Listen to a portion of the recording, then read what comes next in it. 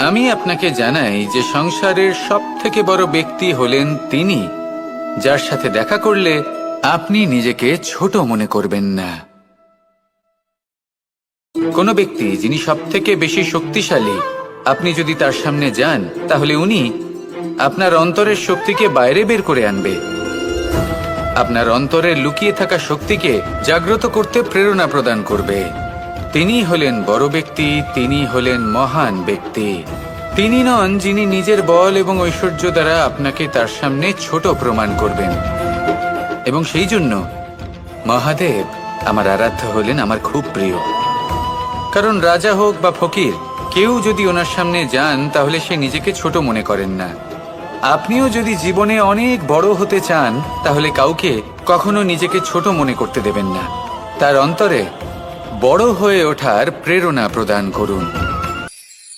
এই সংসারে সাফল্য লাভ করার জন্য জ্ঞানের প্রয়োজন হয়, পরিশ্রমের প্রয়োজন হয়, দৃঢ় নিষ্ঠার প্রয়োজন হয়, নিরন্তর চেষ্টা করা প্রয়োজনীয়। কিন্তু আরো কিছু আছে যা অত্যন্ত প্রয়োজনীয় এবং গুরুত্বপূর্ণ। তা হলো ভালো বন্ধু। তাদের থাকা অত্যন্ত প্রয়োজনীয়। যদি ভালো বন্ধু থাকে তাহলে সময় এলে তারা ঢাল হয়ে আপনাকে সুরক্ষা করবেন। সময় এলে অস্ত্রের মতো শত্রুকে সংহারও করবেন।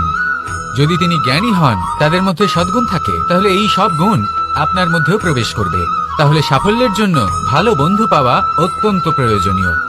কিন্তু শুধু বন্ধু কেন, ভালো শত্রুও থাকা প্রয়োজনীয়। এবার আপনি ভাববেন, আমি কি বললাম? যদি আপনার জীবনেও ভালো অর্থাৎ শক্তিশালী শত্রু থাকে তাহলে আপনিও শক্তিশালী হতে থাকবেন। এই শত্রু আপনাকে প্রেরিত করবে আরো বেশি শক্তিশালী হয়ে ওঠার। কখনো কোনো হরিণকে দেখুন, তীব্র গতিতে দৌড়তে থাকে,